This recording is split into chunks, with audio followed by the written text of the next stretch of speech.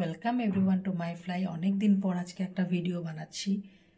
অনেক ব্যস্ততা থাকে, তার মধ্যে কিছুদিন আগে আমার মা খুব অসুস্থ হয়ে আইসিইউতে অ্যাডমিট ছিলেন। তো মাকে নিয়ে আজকে আমি অফিসে আছি, দাদা আর বোন নিয়ে এসছে। তো মা এখন আমার বাড়িতেই আছেন। তো এগুলো নিয়ে গেছে অনেক কিছুই। তো এখন এটি ভালো লাগছে আজকে যে মার সব কিছু নর্মাল, এখন পুরোপুরি সুস্থ। তো এই জিনিসটা খুবই মনের মধ্যে একটা আনন্দ দিচ্ছে। এতদিন খুব টেনশনে ছিলাম, আর আমি রেগুলার আজকাল ভিডিও এরকম বানাইও না। তো আজকে আমি এই ভিডিওটা এখন বানানোর কারণটা কি, কালকে আমি যদিও বেশি সময় ছিলাম না হসপিটালে, কিছু সময়ের জন্য ছিলাম। তো সেই সময়ের মধ্যে একটি ছোট্ট বাচ্চা, বছরখানেকের বাচ্চা, তার মায়ের অপারেশন হয়েছে। তো সারাদিনই বলে বাচ্চাটা খুব কান্নাকাটি করেছে। কান্নাকাটি করার পর মায়ের কাছে যখন দেওয়া হয়েছে, সে মাতৃদুগ্ধ পান করে সে ঘুমিয়ে গেল একদম নিশ্চিন্ত। মায়ের কোলটা তার জন্য একটা শান্তির জায়গা। তো আমি এই ভিডিওটা এই কারণে বানাচ্ছি যে কালকে এই জিনিসটা দেখলাম একদম চাক্ষুষ, যে কি ভালো লাগছে। যে সবাই আমরা জানি একটা বাচ্চা সবচেয়ে নিরাপদ তার স্থান হচ্ছে মা। বাবা আছে, ঠাকুমা আছে, ওটাতে হচ্ছে না। খুব রাগ তার ছিল।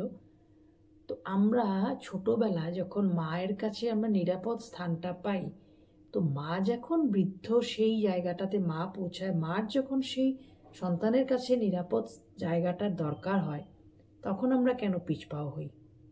তো যারা যারা এরকম করছো বা যারা যারা এরকম পিছপা হয়েছো, একবার ভাবো যে কত বড় অন্যায়। তুমি যখন ছোট ছিলে বা আপনারা যখন ছোট ছিলেন, সেই মাই কিন্তু পুরোপুরি সুরক্ষা দিয়েছিলেন।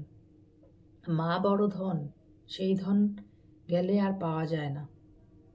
তো এই জিনিসটা কালকে দেখে ভীষণ হার্ট টাচিং লাগছিল, যে এই বাচ্চাটাকে মা তার পেটের মধ্যে স্টিচ নিয়েও বাচ্চাটাকে নিয়ে খাওয়াচ্ছে। কিন্তু এখন যদি সেই রকমই একটা বাচ্চা সেই মার কষ্টটাকে ভুলে গিয়ে বড় হয়ে তার উল্টোটা করে, এটা করা উচিত না। যদি কেউ আমার ভিডিওটা, আমার অপরিচিত কেউ দেখছো আর এই ধরনের কাজ তোমাদের দ্বারা হচ্ছে, নিজেকে রেকটিফাই করো। উপরওয়ালা দেখবেন, সব কিছুর হিসাব কিন্তু এইখানেই হবে।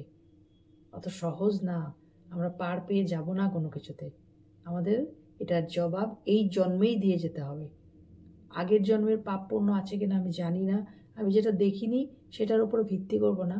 আমি বলবো এখনের, কারণ এই জন্মের খারাপ কাজের ফল এই জন্ম পেতে হয়, সেটা আমি দেখেছি, এবং সেটা যে মানুষের ভোগান্তি হয় সেটাও দেখেছি।